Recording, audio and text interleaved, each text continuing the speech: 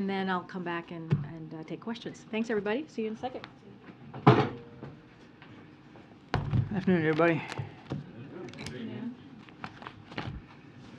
Today, I want to take a little bit of time to discuss some new actions that we are going to be taking to counter the Russian private military company known as Wagner, which is committing atrocities and human rights abuses in Ukraine and, of course, elsewhere around the world.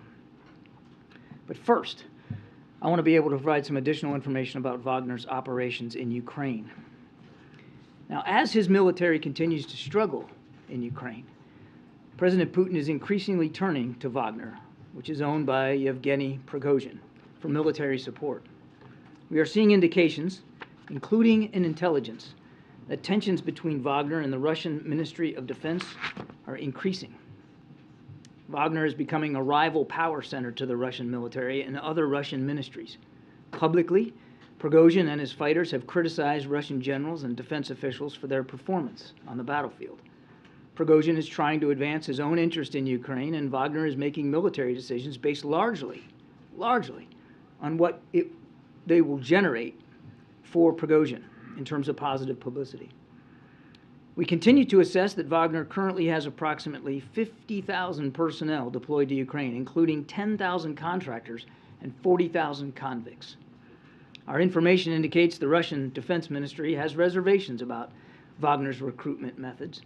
Despite this, we assess that it is likely that Wagner will continue to recruit right out of Russian prisons. Due to recent events, we assess that it is likely there are mounting tensions between Russian officials and Mr. Prigozhin. I also want to discuss a little bit North Korea's ongoing support for Russia's military operations against Ukraine by providing arms and ammunition to Wagner. In part, because of our sanctions and export controls, Russia is searching for arms from foreign countries, including through Wagner. In recent weeks, we have seen North Korean officials falsely deny that they have provided arms to Wagner. As we have said publicly, North Korea delivered infantry rockets and missiles into Russia for use by Wagner toward the end of last year. So today, we are releasing some imagery of this initial delivery. This imagery shows that on November 18th, 5 Russian rail cars traveled from Russia to North Korea. On the next day, November 19th, North Korea loaded those rail cars with shipping containers, and the train returned to Russia. Now, while we assess that the amount of material delivered to Wagner has not changed battlefield dynamics in Ukraine, we do expect that it will continue to receive North Korean weapon systems. We obviously condemn North Korea's actions, and we urge North Korea to cease these deliveries to Wagner immediately. And we are going further by taking action against Wagner itself. Last month, the Department of Commerce designated Wagner as a military end user, which means we expanded the entity listing of Wagner to ensure that it cannot access equipment anywhere in the world based on U.S. technology or production equipment. Today, we are announcing additional actions that we are taking to help Ukraine defend itself against Russian and Wagner forces. First, the Department of Treasury will be designating Wagner as a significant transnational criminal organization under Executive Order 13581 as amended. In coordination with this designation, we will also impose additional sanctions next week against Wagner and its support network across multiple continents. These actions recognize the transcontinental threat that Wagner poses, including through its ongoing pattern of serious criminal activity. With these actions, and there will be more to come, our message to any company that is considering providing support to Wagner is simply this. Wagner is a criminal organization that is committing widespread atrocities and human rights abuses, and we will work relentlessly to identify, disrupt, expose, and target those who are assisting Wagner. Second, as we have stated previously, the arms transfers from the DPRK are in direct violation of United Nations Security Council resolutions. So today, we shared information on these violations with the Security Council's DPRK Sanctions Committee panel of experts. We will continue to raise these violations at the Security Council alongside our allies and partners. And third, of course, and I think you saw Secretary Austin and Chairman Milley and Ramstein today at the 8th iteration of the Ukraine Defense Contact Group, We are continuing to provide Ukraine with the weapons and equipment that it needs to defend itself. So, and you saw today the significant new package of security assistance, which included more than 500 armored vehicles, including Bradleys, Stryker combat vehicles, mine-resistant ambush-protected vehicles, otherwise known as MRAPs, and of Humvees, all in addition to the armored vehicles that we have already announced. Now, this package also contains critical additional air defense capabilities, including both more air defense systems and more surface-to-air missiles, as well as more ammunition for the artillery systems and the HIMARS, the advanced rocket systems, that the U.S. has already previously provided to Ukraine. Look, we've been clear, and the President has been consistent. We're going to continue to support Ukraine for as long as it takes to defend itself, to defend its sovereignty, and to defend its territorial integrity. You saw those actions today, and everything we're doing as well with respect to North Korea and Wagner also reinforces those efforts. Thank you. Okay, let's take a couple of questions. Thank you. Can you explain what the practical effect is of this designation of a transnational criminal organization? It will open up additional avenues for us to continue to not only sanction Wagner and put more squeeze on their ability to do business around the world, but will assist others in doing the same. It will broaden the network of nations and institutions that will be able to stop doing business with Wagner. And then can I just ask one other question on Ukraine? What is the level of frustration here at the White House over Germany's position on giving tanks to Ukraine, especially since Germany doesn't have to give their own tanks, they just have to allow another country to send tanks to Ukraine? We're working not only in lockstep with the Ukrainians, but with allies and partners all over the world. And these are all decisions that each nation makes for itself, sovereign decisions. We aren't arm twisting, and nobody's arm twisting us. We are working inside what you could consider a coalition of the willing here to provide Ukraine with the defense and security assistance that it needs. Germany, obviously a strong NATO ally, but they have stepped up. They have provided a lot of equipment, including some air defense and some armored vehicles of their own to Ukraine. And they have, as we have, evolved their support to Ukraine over time as the war has evolved and changed. And we are just in a different phase now in this war, and so we're all talking about what kinds of collective capabilities can be provided. Way in the back. Yes, John. Thanks, Terry. John, you've been asked this question many times. When you say you will continue to support Ukraine as long as they want, what do you mean by that? As long as they need, what do you mean by that? What winning looks like for you in Ukraine? Well, as long as it takes means as long as it takes, and it means that I'm unable to give you a date certain on the calendar for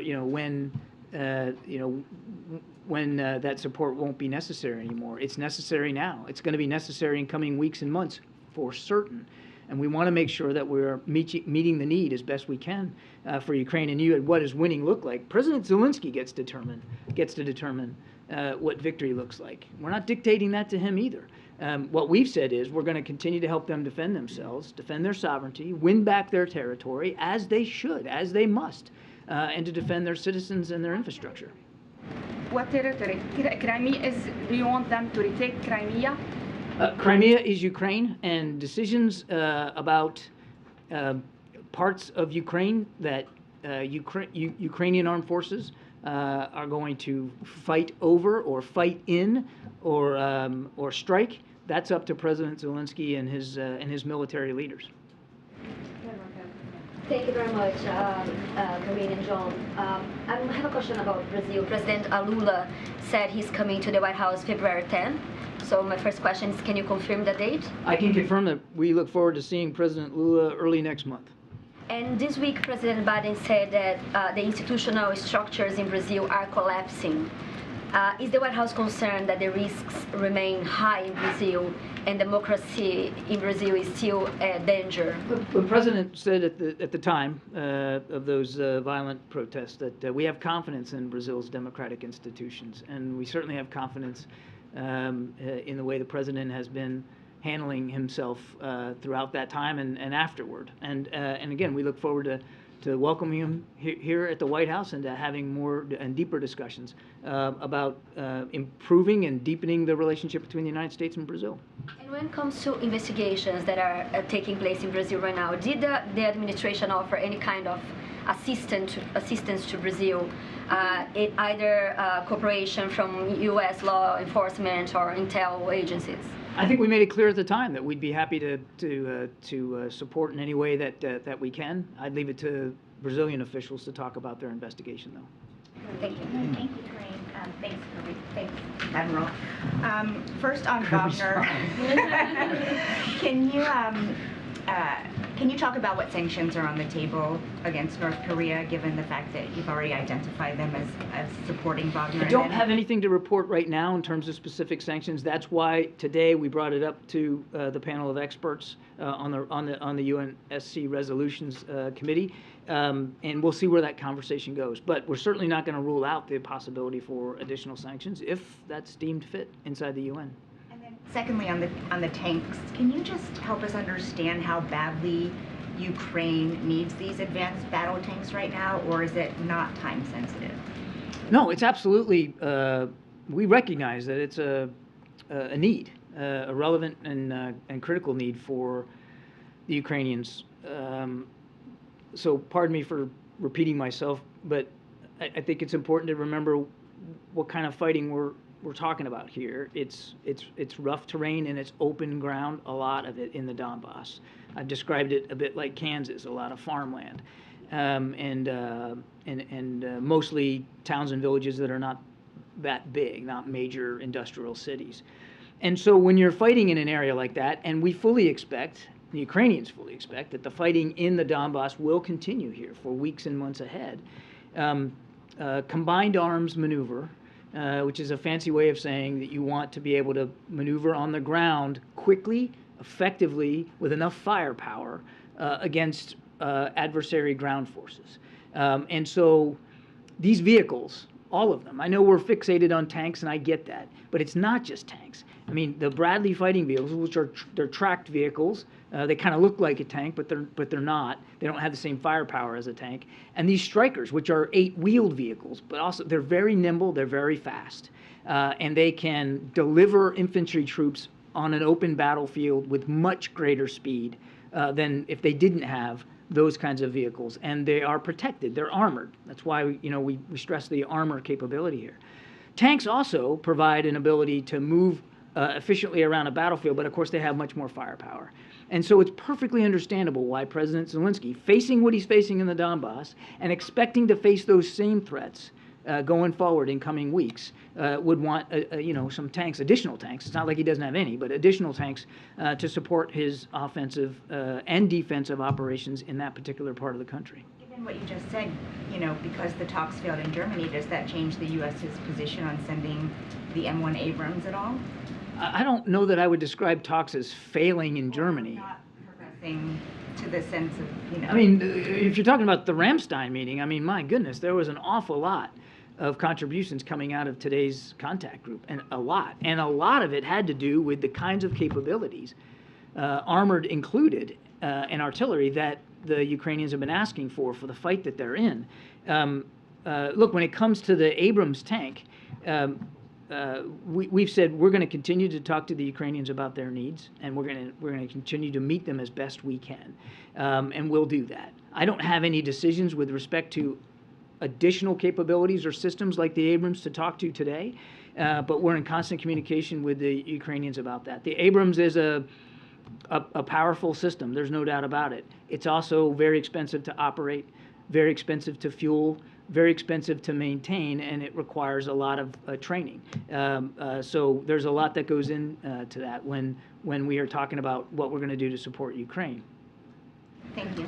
Thank you, Karine. John, I have two questions. First one on Wagner. What's your assessment on Wagner efficiency, success on the ground? Is Wagner better than the traditional Russian forces? Well, Wagner would have you believe that. If you listen to Mr. Prigozhin and read his press releases, he would have you believe that he alone is achieving all the military victory in Ukraine. I will say this: they have they have been largely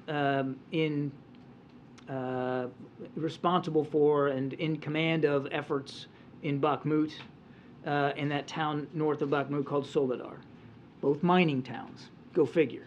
And that has caused, again, consternation with the Russian Defense Ministry. I will also say, and I've said this before, they have made incremental progress in both those areas. Now, we hold today that both towns are still contested. The Ukrainians haven't given them up. But there's no doubt that the Russians have made some incremental progress there. But they have done it at an extraordinary cost. And I'm not talking about Russian soldiers. I'm talking about Wagner convicts. I mean, greater than 90% of the thousands of casualties that Wagner alone, forget the Russian army for a minute, have sustained, have been convicts, have been ex-prisoners that they've just plucked out of jails and put into the fight with little or no training and no organizational capability whatsoever. So it has come at a cost. The last thing I'll say on this is, and I don't want to predict where it's going to go, but even if they are successful in Bakhmut or Soledar, it's not going to strategically change the dynamics on the battlefield. It's not going to set the Ukrainians back to a degree where they're all of a sudden on their back foot and they're losing. Now, obviously, the Ukrainians don't want to give up either town, and who can blame them? They're Ukrainian towns. They should be fighting for them, and we're trying to help them do that. But I think we need to keep in perspective what significance there may be, or in this case may not be, to either town falling. They are both mining towns, gypsum in Bakhmut and salt up in Soledar, and we think that also has a role to play in why Mr. Prigozhin is so adamant on pouring, just literally throwing bodies into a meat grinder to get these two towns. It's very much in keeping with his modus operandi in places like Africa, where he's going after mining rights and mining capabilities. One question on Haiti. Any progress on the internationally respected forces on the ground? Any discussion further with Canada after the? We're still discussing with our certainly with our Canadian counterparts, and you saw the President, Prime Minister Trudeau, talk about this in Mexico City. Those conversations are continuing, not just with Canada, but multilaterally with other allies and partners about the concern. Sorry. Brazil too. I don't have a list of all the countries we're talking to, but clearly we're talking to other allies and partners about the situation in Haiti. We're looking for additional ways to hold to account the criminal organizations, the thugs, the gangs that continue to propagate violence and instability there in Haiti. But I don't have anything specific with a multinational force to speak to today. Those conversations are ongoing. We have to wrap it up. Go ahead, James, in the back of the room. Karine, thank you. Admiral, thank you. I have two questions about the Middle East.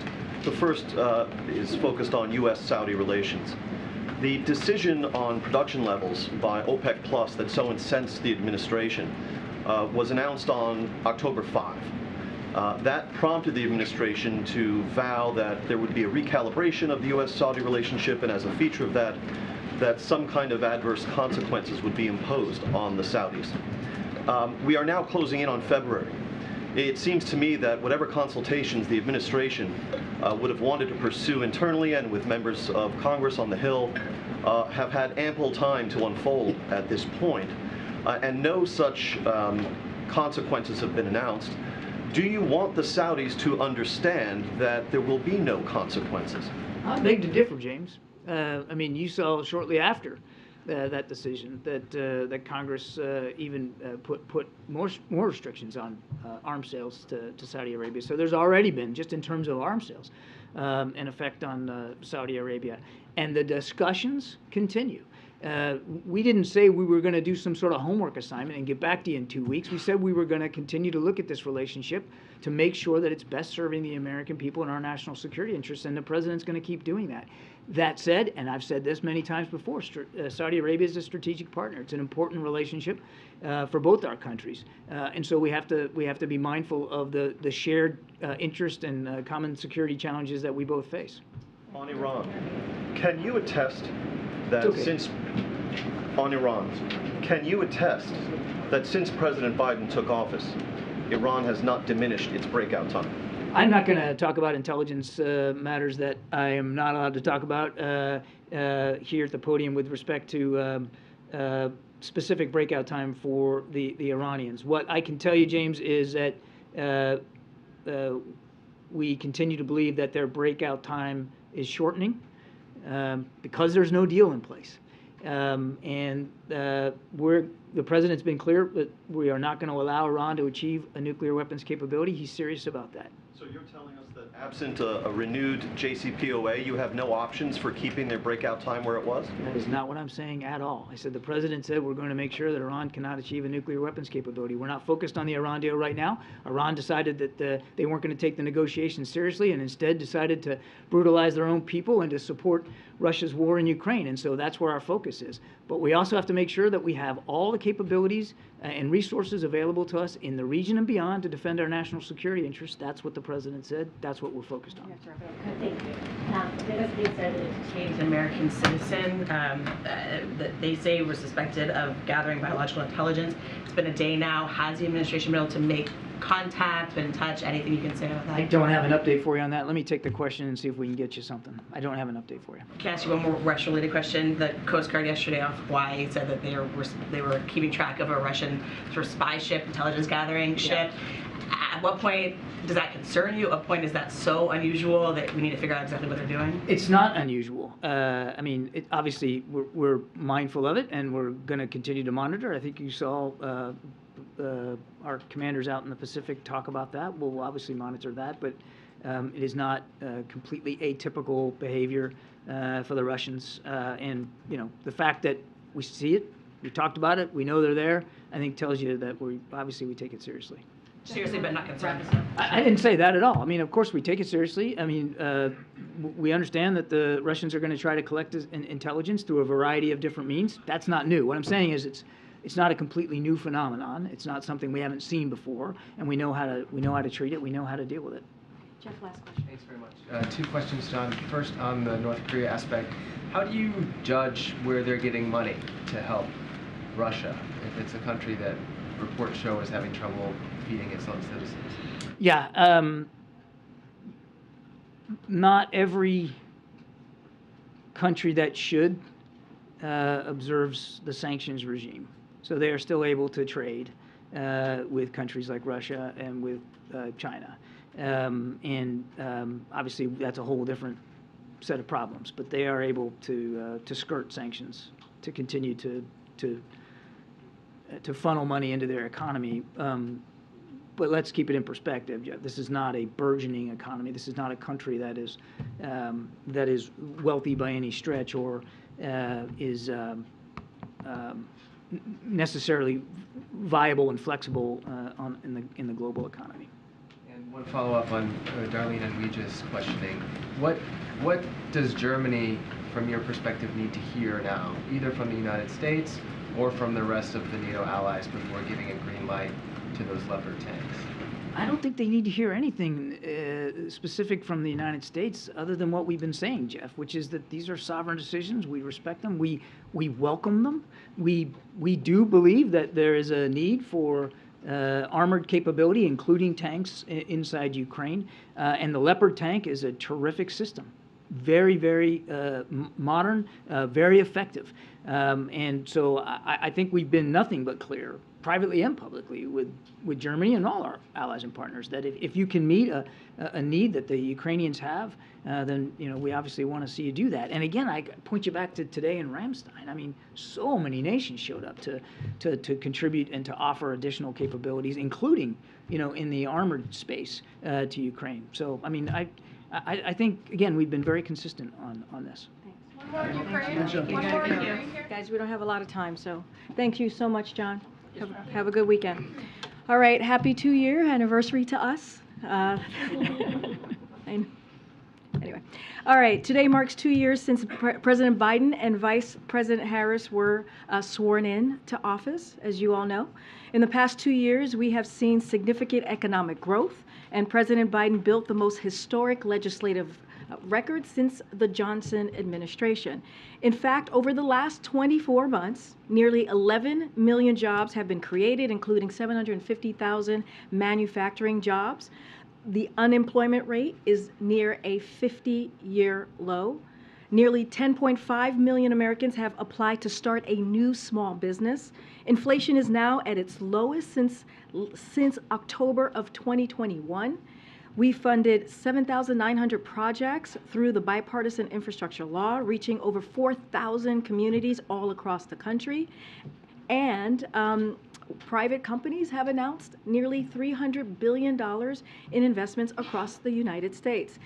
The President will mark today's anniversary with nearly 200 bipartisan mayors from across the country, which will be happening very, very soon. And you will hear more from both the President and some of our nation's mayors who are here today after the briefing. Really quickly, I have one thing that I want to share with all of you, which is the week ahead. It is Friday. Today, the President will be traveling to Rehoboth, Delaware. He will return to Washington, D.C. on Monday. On Tuesday, the President will host Democratic congressional leaders at the White House. In the evening, the President will also host a White House reception for new members of Congress. On Thursday, the President will deliver remarks on our economic progress since taking office. That evening, the White House will host a Lunar New Year reception in the East Room. And of course, per usual, we will have more to share as the days go by. Okay, Darlene, welcome. I feel like I haven't seen you in a long time. That's true. Okay, good. I always say that to Josh, and he's like, no, that's not true. I had a question about the chart, but it disappeared. Okay, maybe it'll magically appear.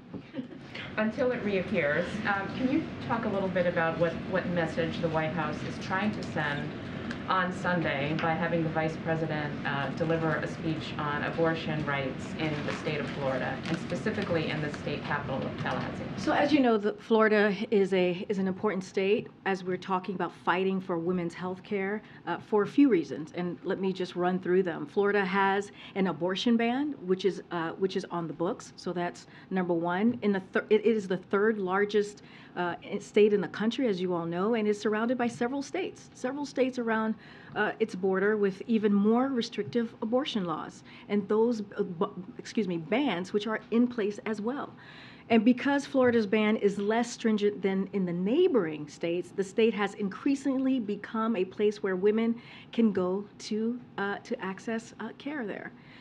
Yet right now the state is considering an even more extreme ban on the books, which would be devastating not just for Florida women, but if you think about, again, the southern region, if you think about the states that Florida borders. And so it is important in this moment that we are currently in. And also, it was the first state that the Vice President visited after the devastating situation that we received just a couple months ago.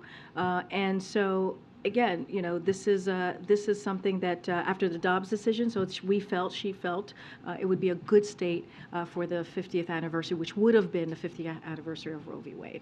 And on the chart, there are two headings there that say record health care enrollment. One says 11 million, nearly 11 million. The other says nearly 15.9. What's the difference? That's a good question. I would have to ask our team.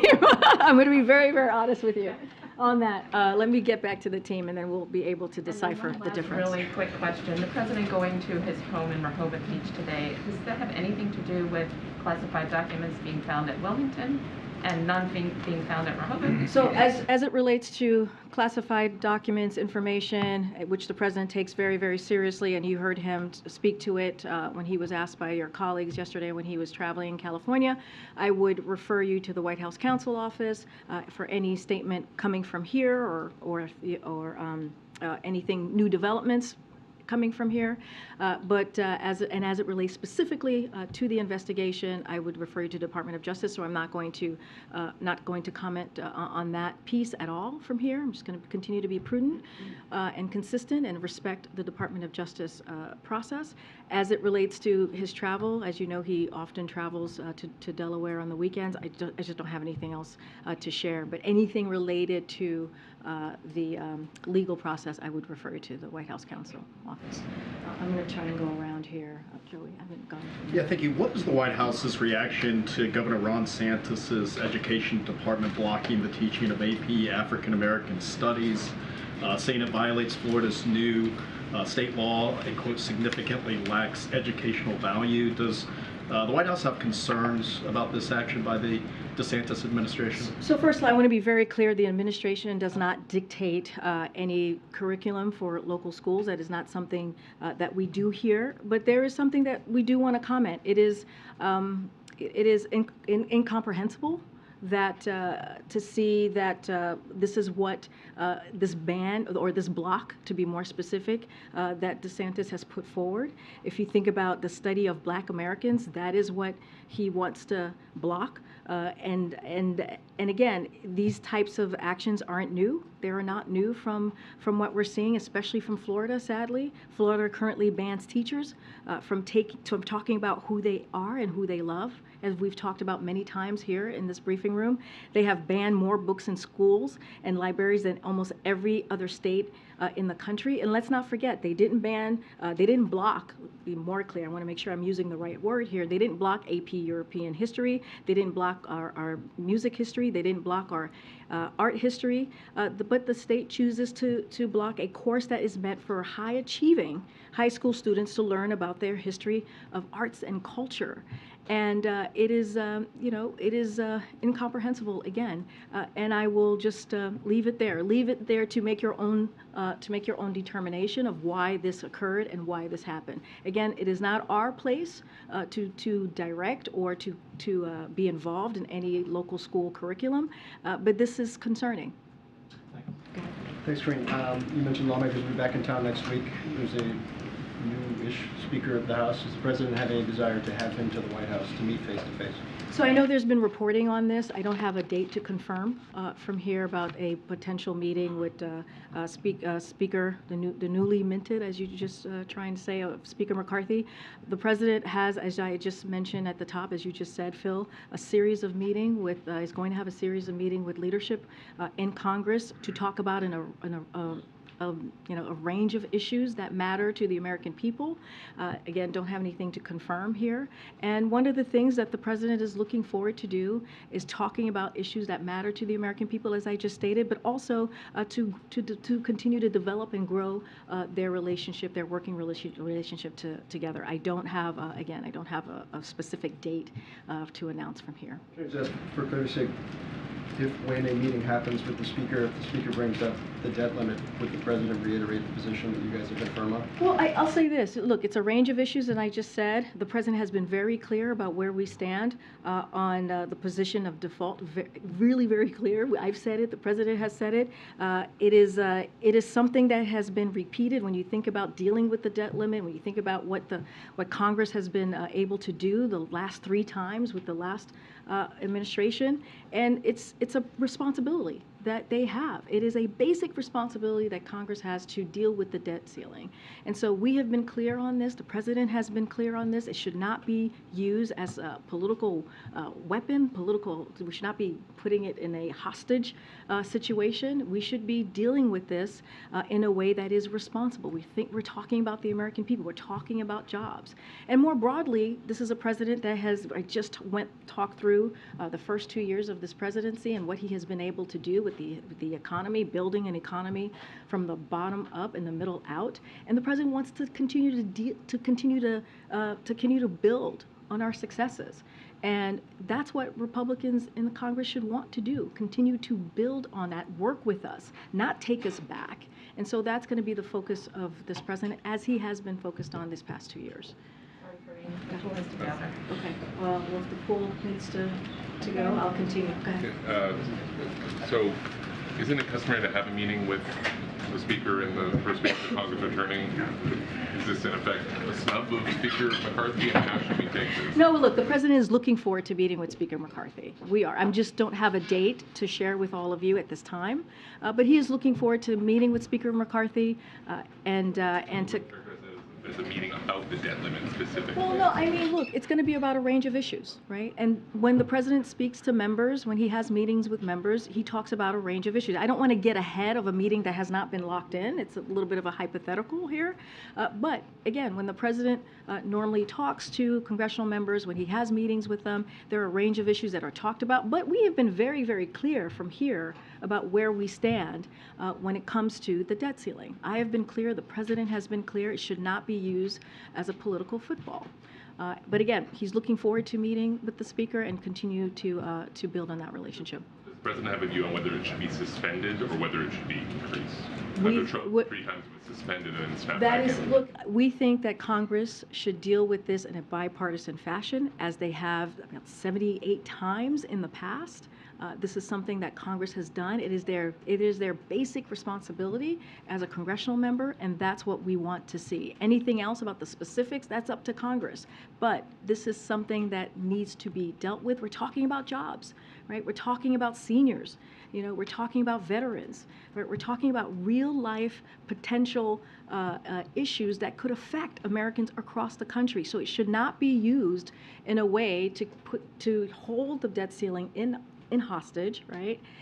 Because they want to cut Social Security, right? Because Republicans, MAGA Republicans in the House, want to cut Social Security, or they want to cut Medicare. That should not be where we are right now. We should not be moving forward in conversations about the debt ceiling in that way. They should be dealing with it. Okay. What does the president mean when he said no regrets?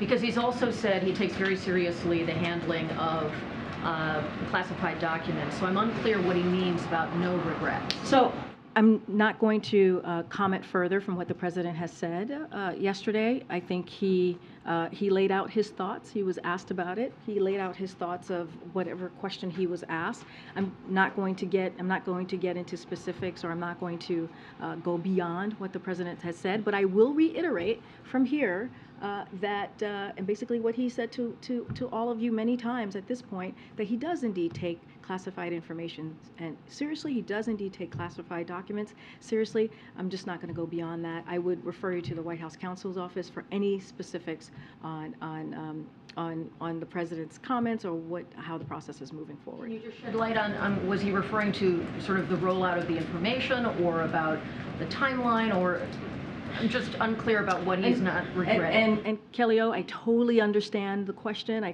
totally understand why you may want clarity here, but I'm going to be prudent. I'm going to be consistent here. I'm not going to comment on the ongoing process, the legal process from here. I will just let the president's words stand for itself. I'm going to go around here. Go ahead. Thanks. Quickly, do you have any update on the president getting a physical? He hasn't had one in a year. I don't know if he intends to get one.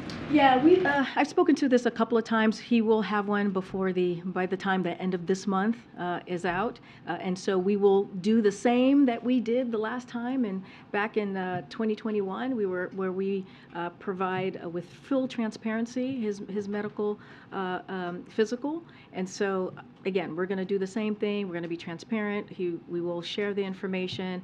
We will have more to share about that before the month is over. And then I also wanted to ask, without speaking about the investigation or the special counsel specifically, if you could walk us through a little bit of what the process in general is supposed to be when classified documents are improperly found, and if the White House has any role in those circumstances, if they refer anything to the Office of Director of National Intelligence, or sort of what that process should be. Again, sort of not necessarily referencing the current situation, but just in general. I hear the question. It's been asked to me many different ways, many different times. I'm trying yet another way. And I appreciate the effort.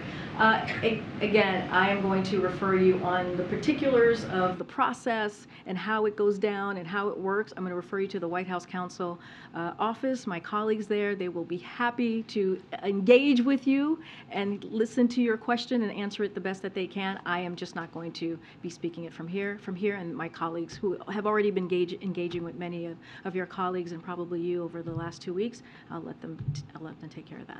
Okay. Yeah, thanks, Karine. Could you just speak a little bit more about why is it Vice President Harris who's going to be giving the speech, in particular her, on Sunday? And does the president have a message for the people at the right, the March for Life march? So as you know, the March for Life march happens every year. And so we support peaceful, free, even when we disagree with it. Clearly, it is not not an issue in their point of view. We do not agree with. Look, because the president believes that it is critical.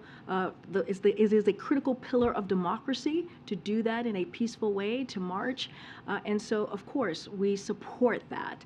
But that said, we want to make sure that we continue to underscore the ongoing attacks on women's rights to make their own healthcare decision. This is something that the Biden-Harris administration has taken very seriously.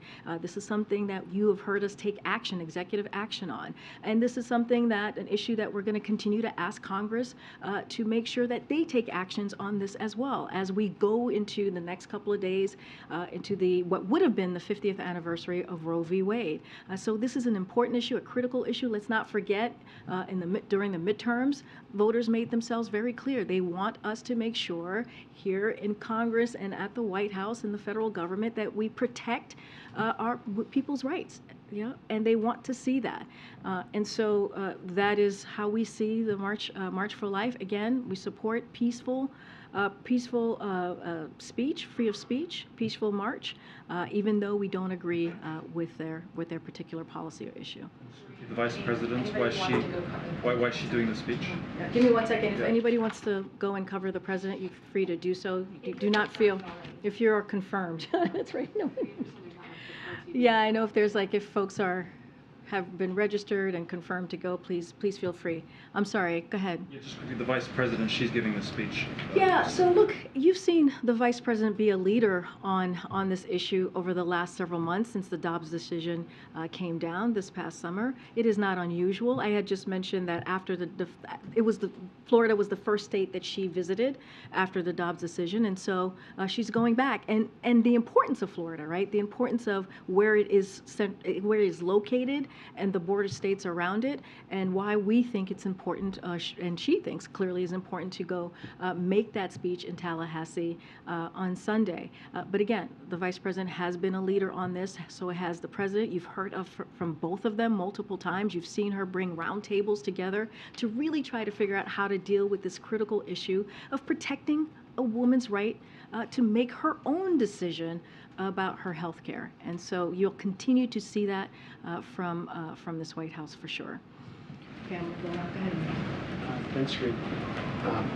Yesterday, the former president, President Trump, called for the jailing of a pair of reporters from Politico who published that leaked Supreme Court opinion last year, as well as the editor who supervised them and the publisher of Politico. And I know there was a White House statement that went out earlier today, but I was hoping you could weigh in a little further on how the president feels about that sort of talk and his commitment to press freedom. I can tell you that the president believes the freedom of press is part of the bedrock of our American democracy. That is something that he truly believes, and that we should continue to fight for.